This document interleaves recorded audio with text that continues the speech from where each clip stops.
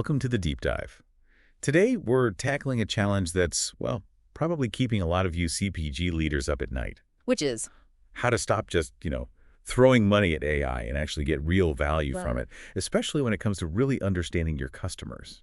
Ah, yes. That's such a critical point right now, isn't it? The pressure to invest, it's immense. Totally. But translating that investment into, well, tangible business impact, particularly around consumer insight, that's proving incredibly difficult for many. Exactly. It feels like everyone's told they must do AI, but the pathway to measurable success, to getting that deep customer understanding that actually drives growth, it's still pretty hazy. And that's precisely what we want to unpack in this deep dive. We're digging into a really insightful blog post by Drummond-Dunn at C3 Centricity. Right, part of our marketing deep dive series. Exactly, designed specifically for you, the CPG executive trying to navigate this complex space.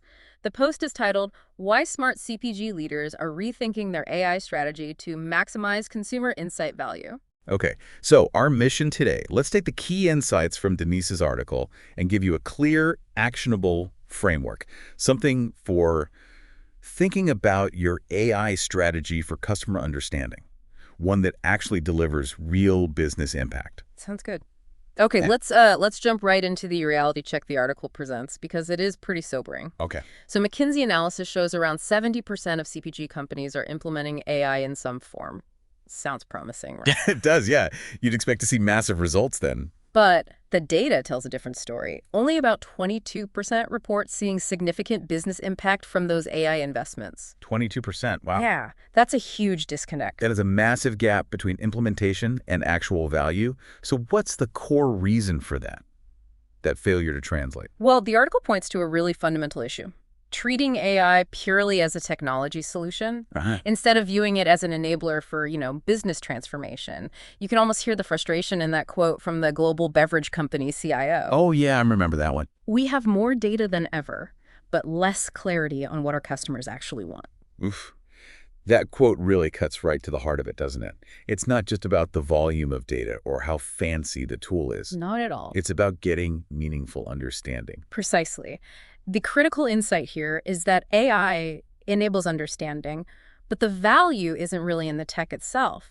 It comes from asking the right business questions first. Okay. And crucially, building the capability to actually act on whatever insights AI helps you uncover. Right. So if just throwing technology at the problem isn't the answer, how do smart CPG leaders actually build a strategy that works? What does the article suggest? It makes it really clear. Successful strategies don't start by asking, how do we implement AI? No, they start with fundamental business objectives. Okay. They ask things like, which customer-related challenges, if we solve them, create substantial value? Makes sense. Or where are our current gaps in understanding creating barriers to growth? And maybe most importantly, how might AI insights actually enable better strategic decision-making? Okay. So starting with the strategic problem, the business need, not the tech solution. That completely flips the script from what a lot of companies might be doing. It's a subtle shift, but it's profound. Think about Miyoko's Creamery, the plant-based dairy alternative pioneer. Yeah, great example. Their core challenge wasn't just, let's use AI. It was, how do we truly understand and connect with flexitarians to drive that mainstream growth? Right, because reaching beyond their core vegan base is absolutely essential for expanding their market. Exactly. So they didn't just adopt AI broadly, they focused AI on specific high-value decision points. Like what? Optimizing product formulation and refining their messaging. They used AI specifically natural language processing, analyzing text data like reviews and social media. Okay. And they discovered that performance messaging resonated far more with flexitarians than just talking about sustainability or ethics alone. Interesting. And here's where it gets really powerful, right? That's specific insight. Oh, it was hugely powerful. That targeted insight allowed them to tweak their products slightly and significantly reframe their marketing messages. And the impact. The article notes it contributed to a 40% increase in repeat purchase rates among non-vegans within 12 months. Wow, 40%. Which was obviously a critical factor in attracting significant funding, like that $52 million round back in 2021. That's a direct line, you see, from a focused AI insight to measurable business value. That Miyoko's example is fantastic for showing that kind of immediate impact. But, in a fast-moving industry like CPG, you can't just chase quick wins, can you? you also need to be building capabilities for the future. Absolutely. How does the article suggest balancing that? Good question. It recommends building a balanced investment portfolio for your AI initiatives across 3 horizons. Think of it like financial investing, but for building capabilities. Okay, 3 horizons. What are they? Horizon 1 is focused on the near term, say 0-12 months. It's about enhanced decision-making, applying AI to existing processes for more immediate gains, leveraging data you probably already have. The article suggests maybe 50% of investment here. Right. Get some quick wins, prove the value. Exactly. Then Horizon 2, maybe 12-24 months out, is about new capabilities, developing new ways of understanding or serving customers. This often requires new data, new skills, maybe some organizational adaptation. Perhaps 30% of investment goes here. Building for the midterm. Right. And then Horizon 3, that's 24+ months out. This is for transformative opportunities, more ambitious stuff. Fundamentally reimagining how you create value, potentially challenging core assumptions about your market or business model, maybe 20% allocation here. So the idea is you get that immediate ROI, but you're simultaneously building the muscles and exploring potential breakthroughs for the future. Precisely. The allocation, it isn't rigid, but it reflects a pattern seen in successful companies. Yeah. Prioritize value today while strategically building for tomorrow. Athletic Brewing is a great example here. The non-alcoholic craft beer guys. Yeah, pioneers in that space. They really had to invent the playbook as they went. Absolutely. So their Horizon 1 was using NLP, that text analysis again, on reviews in social media to refine their existing products and messaging, getting those immediate improvements. Standard stuff. Makes sense. For Horizon 2, they built a new capability, predicting which craft beer styles would translate best into a non-alcoholic version. They did this by analyzing sentiment across different beverage categories. Oh, like clever. It allowed them to prioritize their innovation pipeline based on data-driven prediction, not just, gut feeling. That sounds like a really powerful competitive edge, knowing which innovations are most likely to hit before you pour all the resources. Absolutely. And for Horizon 3, they're exploring using AI for truly personalized flavor experiences, maybe even customized brewing based on individual preferences or biomarkers. Wow, okay. Future stuff. Yeah. And this balanced approach clearly contributed significantly to their rapid growth and helped them attract over $173 million in funding. It shows the power of thinking across horizons. Okay, so we've talked about having the right strategic objectives, balancing the investment portfolio, but the article highlights another major roadblock, even after you generate great insights. Yes. This is the critical gap. Yeah. The value isn't just in generating the insight, it's in the action it enables. Right. And that Deloitte study cited is pretty stark. 67% of CPG execs feel effective at generating insights, but only 24%, just 24%, feel effective at translating them into action. That is a huge drop-off, a really huge gap. Why do you think so many companies are failing there? Failing to bridge that gap between knowing something and actually doing something with it? Well, often it just comes down to underinvesting in the organizational capabilities needed to act. The tech might spit out brilliant insights, but the company just isn't set up to use them effectively. The article highlights 3 essential capabilities you need to build. Okay, what are they? First, decision architecture. This means clearly defining how insights actually flow into your decision processes. Who gets them? In what format? And crucially, who has the authority to act based on them? Got it. Clarity on process and roles. Second, cross-functional activation. You need to create deliberate mechanisms, maybe dedicated teams, regular forums, whatever works, to ensure insights actually flow across those traditional silos. R&D, marketing, sales, supply chain, they all need to be connected. Breaking down the walls. Exactly. And this aligns perfectly with building bridges across departments, which is such a key part of effective change management. It's something Denise really emphasizes in her own framework, the cat sight process. Step 4 is all about activating insights across the organization. Okay, good connection. And the third capability? Third is impact measurement, developing metrics that link your insight initiatives directly to business outcomes, and not as the traditional financial ones, but leading indicators too. Right, measuring what matters. You've to the People, the skincare brand, they seem to have really nailed this activation piece based on the article. They really did. They implemented something they called the feedback loop. It basically integrated data from all sorts of sources, social media, customer service, sales data, into one unified system. Okay. And the insights don't just sit in a report somewhere. They feed directly into weekly cross-functional activation sessions. So it's not just like sharing info back and forth via email. It's actively working with the insights together in a structured way. Precisely. In these sessions, teams evaluate the signals, they assign actions, and they define clear decision rights. The example given is pretty cool. Their system detected questions about ingredient sourcing on social media. Product and marketing teams were immediately tasked with creating clarifying content, and then the system actually tracked the impact of that content on engagement and conversion. Wow. So that's reducing the insight to action cycle from maybe months down to days. That must be incredibly powerful. It was absolutely instrumental in their rapid growth trajectory before L'Oreal acquired them. It just proves the value of speed and agility when it's driven by genuinely actionable insights. Okay, so we have the strategic goals, the balanced investments, the capabilities to act. But how do executives actually measure the ROI of these AI-powered customer understanding initiatives? It feels like it has to go beyond just saying revenue went up. It absolutely does. And the article recommends a balanced scorecard approach. You need to look beyond just the traditional financial metrics. Okay, like what?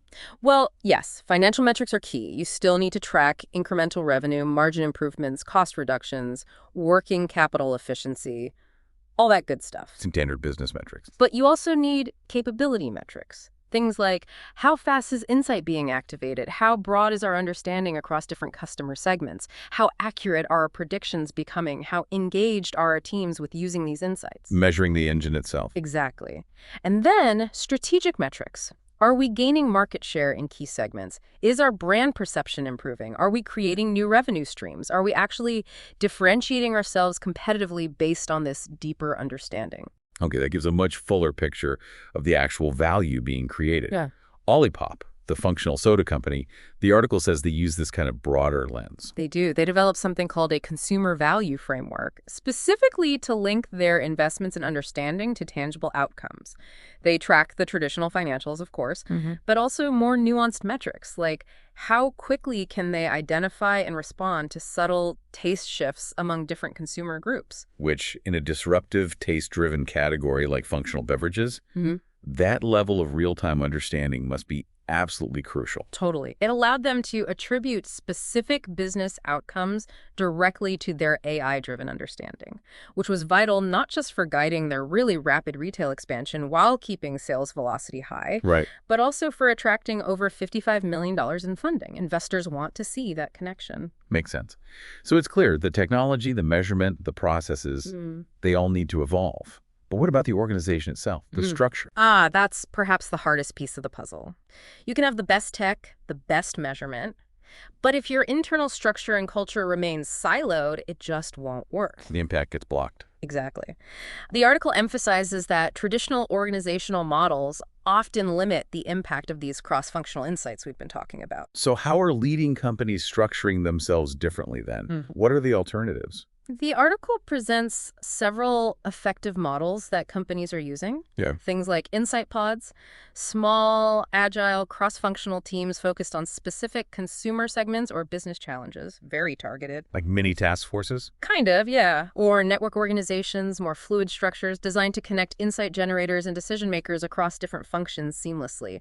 Less rigid hierarchy. Interesting. And capability centers. These are often centralized teams that develop and deploy advanced understanding capabilities that can then be leveraged across the whole organization, sort of a center of excellence model. Right. And Oatly.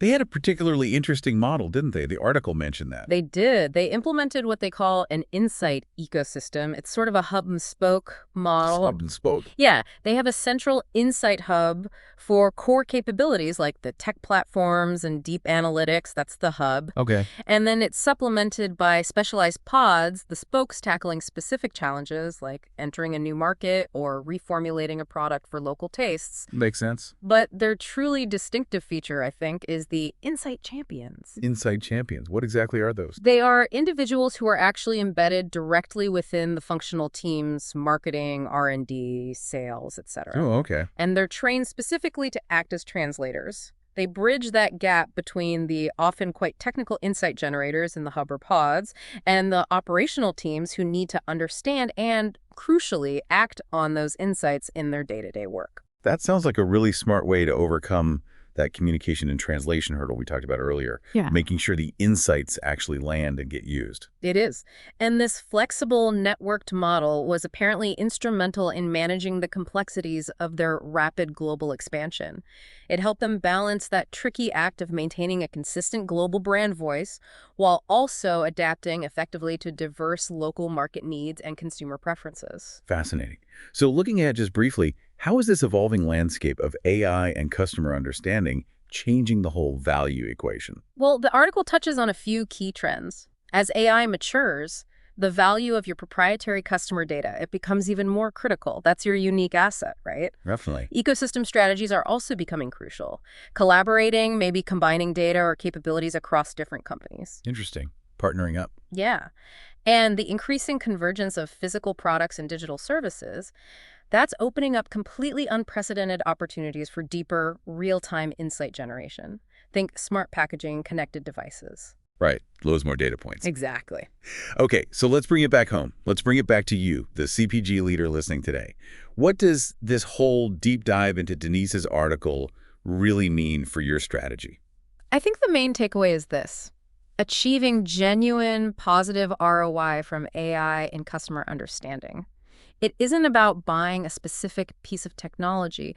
It really requires a fundamental strategic shift. It's bigger than tech. Much bigger. You absolutely need to start with clear business objectives. You need to build that balanced investment portfolio across the different horizons. You have to really invest in the organizational capabilities to translate those insights into decisive action. You need comprehensive measurement that goes beyond just the financials. And perhaps toughest of all, you have to be willing to evolve your organizational structure to make it all work together. So AI is a powerful enabler for deeper understanding, yes. But the true competitive advantage comes from building the integrated systems around it. That's it perfectly. The strategic approach, the organizational muscle, the clear measurement frameworks, all working together to consistently translate that understanding into confident, decisive action and ultimately profitable growth. And those who make this shift successfully, They won't just gain marginal efficiencies, they'll build a dynamic engine. An engine for anticipating and even shaping consumer behavior, driving meaningful innovation, and creating lasting competitive differentiation. it really makes you pause and think, doesn't it?